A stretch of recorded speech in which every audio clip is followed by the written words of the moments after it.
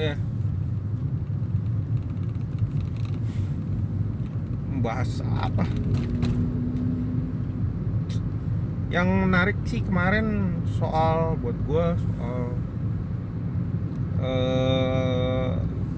rumah DP 0 rupiah. Aduh,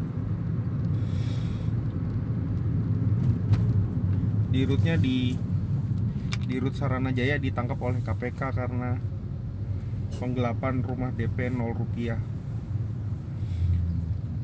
Ya sebenarnya mafia tanah mah udah biasa ya. Gue bukan mau belain Anies ataupun Riza Patria, Pak Gubernur dan Pak Wakil Gubernur. Gue juga bukan mau belain rumah DP 0% gitu. Gue cuma mau bilang bahwa mafia tanah itu ya banyak gitu. Dan itu biasa. Maksudnya bukan masalah biasanya ya, maksudnya sekarang tinggal dilihat aja gitu. Beli tanahnya di harga berapa? Apakah beli tanahnya kemahalan atau kemurahan? Seharga NJOP enggak? Kalau di bawah NJOP mah ya bagus dong. Kalau ada calonnya, selama calonnya masih untung dan kita belinya di bawah NJOP, ya nggak ada masalah gitu. Kasusnya mah sama aja sebenarnya kalau dipikir-pikir, sama sumber waras gitu. Kalau ada dulu yang ributin soal sumber waras, Ahok gitu kan, pengadaan tanah sumber waras segala macem, tanah Kemayoran. Ya tanah DP 0% pasti sama aja. Cerita tanah tuh ya itu aja sebenarnya. Belinya di harga berapa gitu.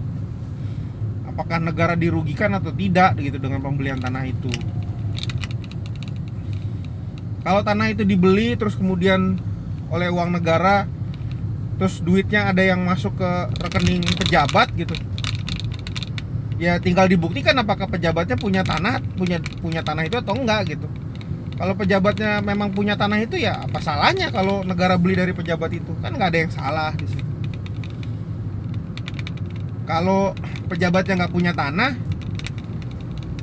ya tinggal dilihat aliran uangnya tuh. Kalau langsung ya aneh, tapi kalau lewat dari calonnya terus balikin lagi ke negara, ke pejabat, nah itu baru dibilang korupsi gitu kan. Prinsipnya sebenarnya pertama adalah negara tidak dirugikan selama harga perolehannya tidak lebih mahal dibandingin harga pasar gitu ya, tidak terlalu mahal lah. Contoh kasusnya kayak pengadaan tanah di pembebasan lahan yang di mana tuh kemarin tuh, yang Jawa Timur tuh, yang pembebasan lahan oleh Pertamina. Tiba-tiba satu kampung semua jadi orang kaya, dapat duit berapa puluh miliar gitu. Pada beli mobil sampai 2-3 biji. Ya kan?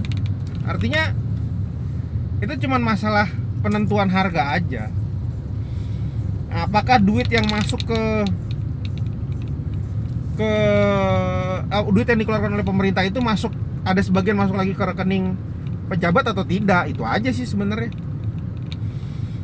Ke rekening pejabat atau rekening keluarganya atau relasinya yang memang jelas-jelas hubungannya balik lagi ke dia gitu. Misalkan kalau 2 jalur kan nggak mungkin, 2 jalur tuh berarti dari rekening negara langsung ke rekening pejabat itu. Nah itu pasti nggak mungkin. Kalau 3 jalur berarti kan pejabat, calo, uang negara, rekening negara, calo, terus uang pejabat, rekening pejabat gitu kan. Itu terlalu goblok lah gitu. Kalau 4 jalur ya lewat muter kemana, biasanya 5-6 jalur sih biasanya itu. Nah, tinggal dibuktikan aja duitnya dari mana gitu, alur duitnya. Karena selisih uang itu kan ya itu biasa gitu, namanya juga orang dagang ya, perantara mah itu biasa gitu. Yang penting tidak ada pembuktian balik ke rekeningnya pejabat, ke rekening Pak Gubernur, ke Pak Wagub ada nggak gitu. Kalau nggak ada ya susah. Gue sih itu sih soal apa, mafia tanahnya ya. Ya walaupun cuma ada satu komen lagi yang tidak ya menurut gue tidak pas lah. Ketika Pak Wagub, ya karena yang mau ngeluarin komentar ini Pak Wagub gitu, Pak Gubernurnya nggak mau keluarin komentar gitu kan. Ketika Pak Wagub menyebutkan bahwa urusan teknis itu bukan urusan mereka gitu. Mereka lebih ke tatanan umumnya daripada teknisnya. Ya gue agak kecewa juga sih dengan komentar seperti itu gitu. Karena ini pengadaan tanah gitu. Ya kan? Apakah tanah itu nanti jadi miliknya Pemprov atau jadi miliknya Sarana Jaya? Ya Sarana Jaya miliknya Pemprov gitu kan. Itu mesti diatur seharusnya. Artinya menurut gue seharusnya sih kalau bicara pengadaan tanah harusnya ini dari Pemprov ya.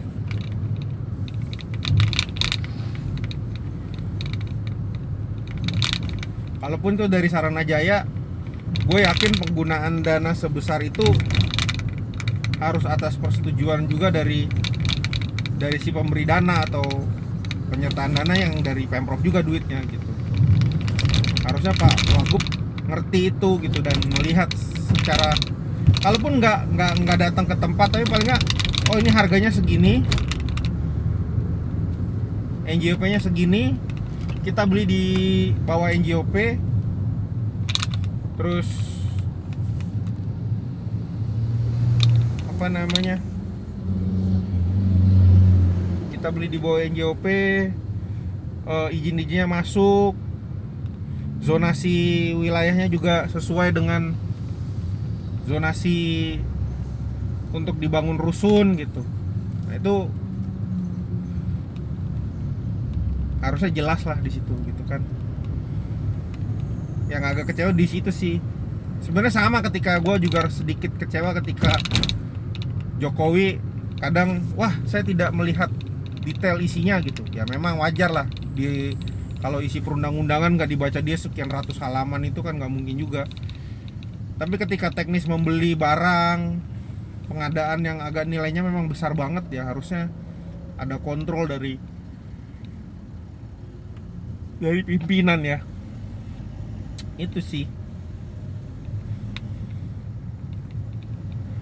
Ya mengenai programnya sendiri sih, ya gimana ya. Yang udah berdiri aja satu biji itu sampai sekarang gue nggak tahu tuh udah berapa yang tinggal di situ. Rumah DP 0% tuh. Yang daerah mana tuh, Jakarta Timur juga tuh, gue lupa lagi. Nah itu berapa sih yang udah tinggal di situ? Ya paling nggak cuman secara bentuknya udah jadi aja gitu. Sisanya jelas ditinggalin atau enggak ya, karena DP 0% itu tidak applicable ya, tidak mudah diterapkan. Orang yang punya duit atau penghasilan mesti di atas sekian juta baru bisa menikmati itu gitu. Ya gue juga pernah, kayaknya gue pernah di dulu bilang, kalau DP 0% itu kalau lu bikin penghasilan di atas sekian juta, ya kalau gue jadi mereka sih gue lebih memilih untuk beli rumah gitu, rumah-rumah kecil tapi rada jauh di luar Jakarta gitu. Karena buat gue tetap lebih senang beli rumah sih daripada apartemen ya. Tidak ada fungsinya apartemen itu kalau terlalu jauh dengan tempat kerja gitu jadinya. Karena tanah di Indonesia ini masih sangat luas. Buat apa kita ngambil apartemen gitu. Kecuali memang kantor kita sama apartemen itu bisa dicapai dengan jalan kaki gitu kan. Dan angkutan umumnya udah bagus gitu. Nah yang menarik nih, balik lagi deh soal korupsinya sendiri. akan kesorot atau enggak kesorot dan keseret gitu ya.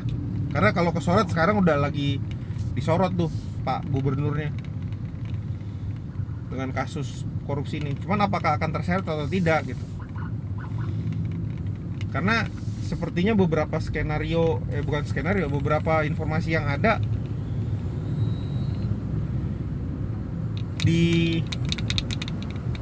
ditahan di PT Saranajaya itu gitu, nggak jadi memang tersangkanya akan sampai dia doang, nggak akan lebih lagi gitu. Kita lihat aja perkembangannya, karena KPK memang harus membuktikan ya bahwa mereka bisa bekerja gitu kan. Apalagi ketuanya setelah kemarin isu yang terakhir rapat komisi disiplinnya kan agak sedikit mengecewakan tuh. Nah, dia harus membuktikan lah bahwa memang dia bekerja dengan baik gitu, sehingga rakyat kembali percaya dengan institusi KPK ya. Paling itu dulu deh soal DP 0 rupiah.